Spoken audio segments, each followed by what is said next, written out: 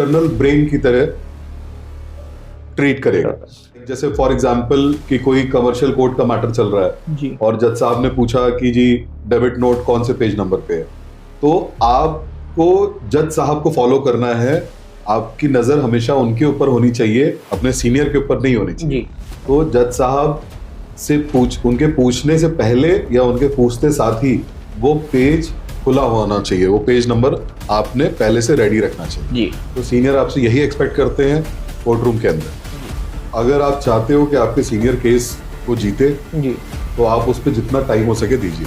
जी ठीक है, जितना टाइम रिसर्च में जाएगा उतना बढ़िया आपका केस चलेगा आगे चल के। तो जल्दीबाजी में ये ब्लंडर ना करें ज़्यादा। उसमें अगर आप मान लीजिए कोई गलती कर दी जल्दीबाजी में तो वहाँ पे बहुत बड़ा खामियाजा भुगतना पड़ सकता है क्लाइंट को। जी ठीक है, वो आपका मैटर पूरा खराब हो सकता है। ठीक है, तो जल्दीबाजी बिल्कुल ना करें, टाइम दें।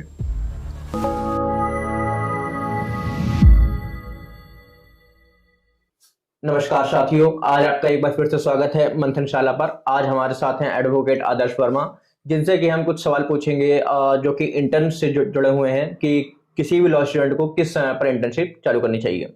जैसे कि मेरा पहला सवाल सर से ये है कि सर बहुत सारे जो लॉ के जो स्टूडेंट्स हैं वो ये सोचते हैं कि हम अपने थर्ड ईयर के एंड में या फोर्थ ईयर के स्टार्टिंग में या फिफ्थ ईयर के स्टार्टिंग में इंटर्नशिप करना चालू करेंगे। तो क्या ये अप्रोच सही है या आपके हिसाब से उनको और पहले कर देनी चाहिए या उनको एकदम अपने एंड सेमेस्टर पे इंटर्नशिप करना स्टार्ट करना चाहिए? क्या विचार हैं आपके इस पे? देखिए, बहुत ही इंपॉर्टेंट क्वेश्चन है ये। तो जितनी जल्दी हो सके उतनी जल्दी शुरू करें, अपने टाइम को मैनेज करें। ठीक है, time management is the key है। जी तो टाइम को मैनेज करें और जितना भी टाइम आप दे सके प्रैक्टिकल ट्रेनिंग के लिए, 2 घंटे 3 घंटे वो आप दें। राइट, और उसी हिसाब से अपनी स्टडीज को भी मैनेज करें। जी तो दोनों साइमल्टेनियसली चलनी चाहिए, लेकिन एट द सेम टाइम जितनी जल्दी अगर आप स्टार्ट करेंगे उतना ही आप फायदे में रहेंगे। जी तो और धन्यवाद सर आपके इस आंसर के लिए। आज हमारा दूसरा सवाल सर ये है कि बहुत सारे जो लॉ स्टूडेंट्स होते हैं जब वो अपनी पहले इंटर्नशिप करते हैं तो हमेशा उनके बैक ऑफ द माइंड में ये रहता है कि पता नहीं कि कोर्ट रूम के अंदर की सीनियर्स उनसे पता नहीं क्या एक्सपेक्ट करेंगे क्या नहीं एक्सेप्ट करेंगे। तो आप एज अ सीनियर एडवोकेट आप एक फ्रेशर लॉ इंटर्न से आप क्या एक्सपेक्ट करते हैं कोर्ट रूम में?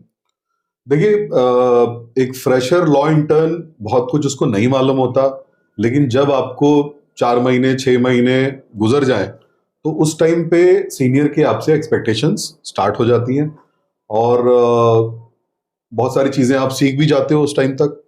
तो आप ये मान के चलें कि सीनियर आपको एज एन एक्सटर्नल ब्रेन की तरह ट्रीट करेगा। ठीक है, तो लाइक जैसे फॉर एग्जांपल कि कोई कमर्शियल कोर्ट का मैटर चल रहा है जी और जज साहब ने पूछा कि जी डेबिट नोट कौन से पेज नंबर पे है, तो आपको जज साहब को फॉलो करना है।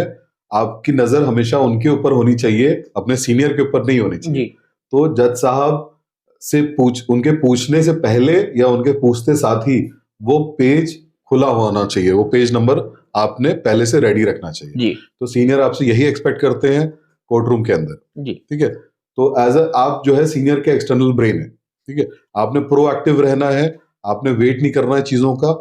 और हाँ, थोड़ा सा आपने वहां पे स्मार्टली बिहेव करना है। कहीं ऐसा ना हो कि प्रोएक्टिव होने के चक्कर में आप कोई मिस्टेक कर दें, जी तो उसकी भी गुंजाइश नहीं होती है। लेकिन जैसा कि मैंने कहा कि एक्सटर्नल ब्रेन है आप, तो जैसे जैसे आप ट्यून अप होते जाएंगे अपने सीनियर के साथ में, वैसे वैसे आपको जो है वो इन सब चीजों की आदत पड़ती जाएगी। जी राइट, और एक चीज और मैं बता दूं कि जहां तक बात ट्यून अप की है, तो आप कोशिश करें कि एक ही सीनियर के साथ में जितना टाइम हो सके आप जुड़े रहें। अक्सर स्टूडेंट्स क्या करते हैं या जो इंटर्न्स हैं या जूनियर एडवोकेट्स हैं, वो अक्सर क्या करते हैं कि 6 महीने यहाँ पे 6 महीने वहां पे, 1 साल वहां पे, 1 साल वहां पे। इस तरीके से आप मत कीजिए।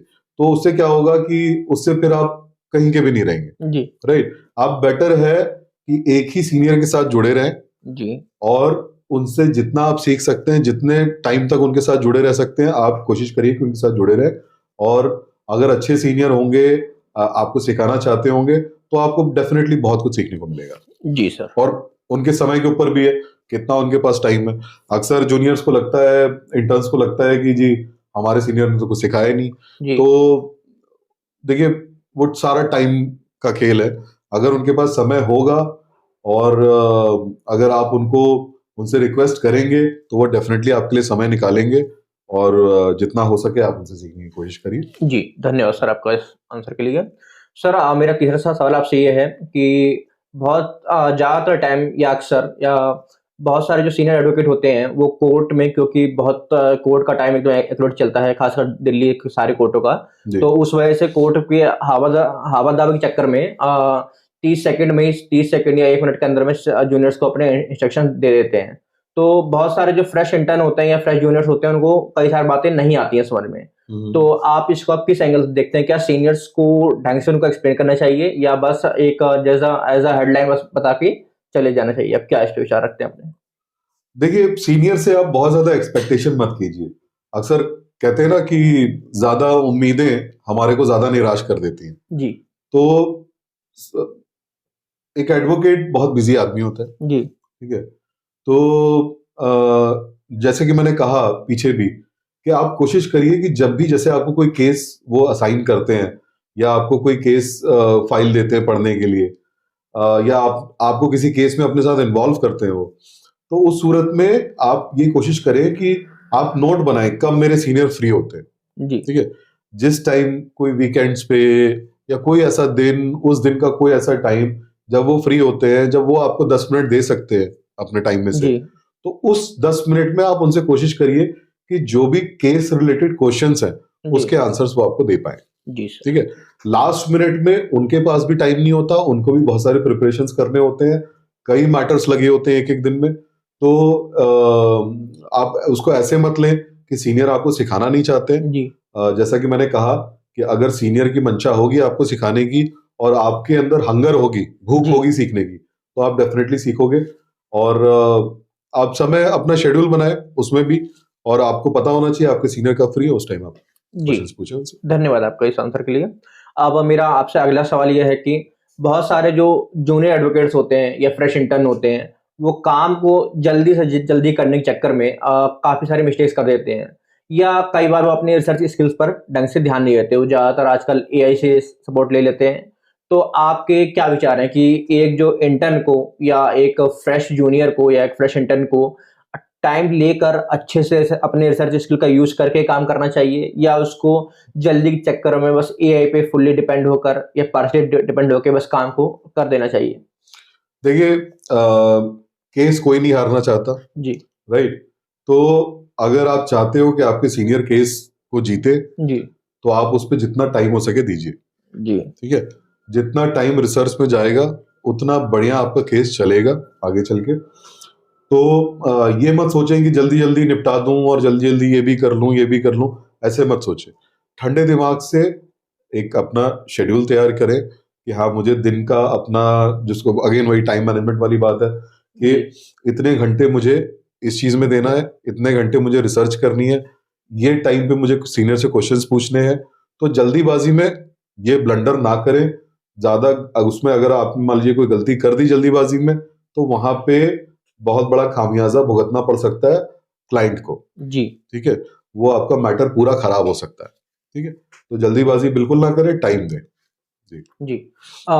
सर धन्यवाद आपका इस आंसर के लिए। अगला मेरा सवाल आपसे ये है कि बहुत सारे जो इंटर्न्स होते हैं जी। या जो अपने last year of law school में होते हैं या बहुत सारे जो फ्रेश जूनियर्स होते हैं, वो हमेशा इस फील्ड की एक समस्या से परेशान हैं कि उनको इनिशियल स्टेज पे वो उतना ज़्यादा अर्न नहीं कर पाते।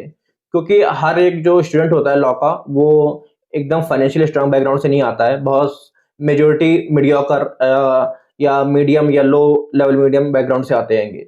तो वो अपने आप को इंडिपेंडेंट यानी कि पेरेंट्स से डिपेंडेंसी अपने हटाने के लिए क्या कर सकते हैं? वैसे क्या-क्या काम पकड़ें जो उनका डिपेंडेंसी कम हो पेरेंट्स के ऊपर? देखिए, ये भी एक बहुत जरूरी सवाल है। तो इनिशियल स्टेजेस में जैसे जैसे आप चीजें सीख जाते हैं, तो आप कोशिश कीजिए कि आप पेटी काम कम से कम वो उठाएं, ठीक है। टिकम पेटी जैसे काम स्टार्ट करें करना, लीगल नोटिस ड्राफ्ट करना जी, है ना।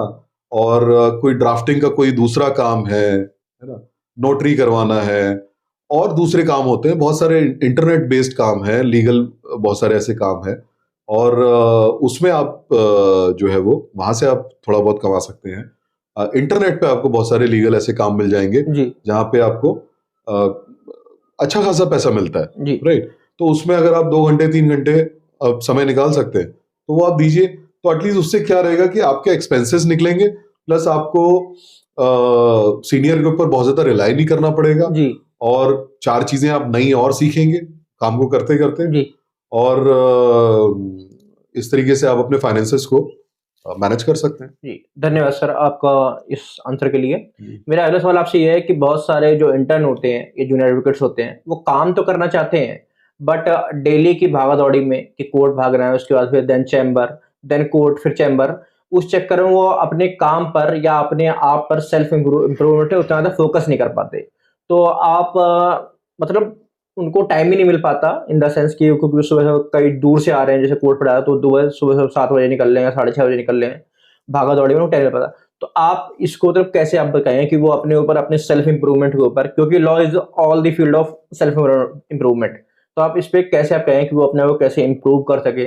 क्या उनको छुट्टी ले लेनी चाहिए एक आध दिन हफ्ते में या मतलब कैसे मैनेज करें वो? बिल्कुल छुट्टी लीजिए, जी रिलैक्स कीजिए, माइंड को बॉडी को रिलैक्सेशन दीजिए, और कोशिश करिए कि आप वीक में 5 to 6 days ही काम करें, जी सर राइट?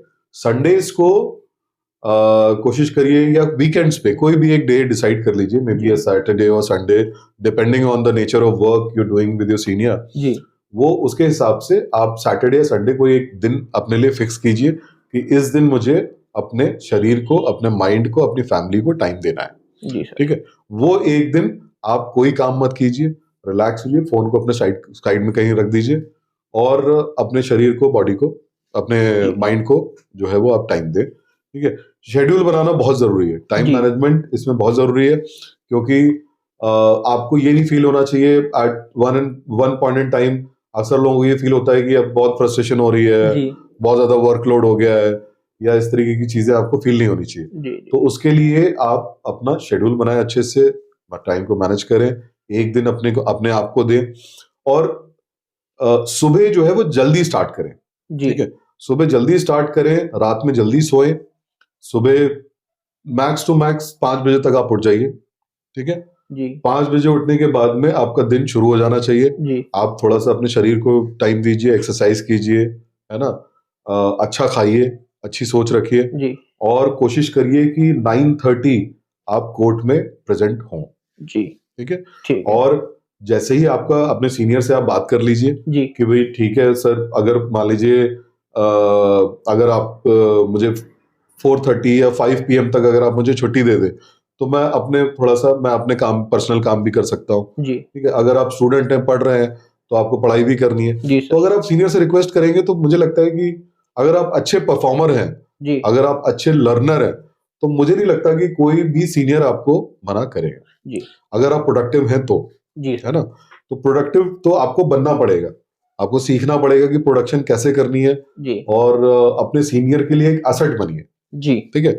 लाइबिलिटी मत बनिए, जी सर ठीक है? सीनियर को भी लगना चाहिए कि हाँ ठीक है, मैंने इसको एक बार ये बात समझा दी, अब ये उसी दिशा में चल रहा है, अब इसको दोबारा मुझे कोई चीज समझानी नहीं पड़ रही है, जी क्योंकि कोई भी टाइम नहीं होता सीनियर को, तो कोई भी एक बार समझाएगा, 2 बार समझाएगा, आप अगर तीसरी बार वही मिस्टेक करेंगे तो कोई भी सीनियर फ्रस्ट्रेट हो जाएगा आपसे, जी ठीक है? तो बेटर है कि आप एक बढ़िया कोऑर्डिनेशन बना के चलिए अपने सीनियर के साथ में, बढ़िया ट्यूनिंग बना के चलिए, आप उनको प्रोडक्शन दीजिए, वो आपको कुछ रिवर्ट करेंगे अच्छे नोट्स पे, जी तो इस तरीके से चीजें आगे बढ़ेंगी, and both of you will share a good relation for the life time. जी धन्यवाद सर आपका ये इंटर्न से जुड़े हुए और फ्रेश जूनियर से जुड़े हुए सवालों के लिए। Thank you very much. आपका मंथन शाला के मंशा पे धन्यवाद। Thank you.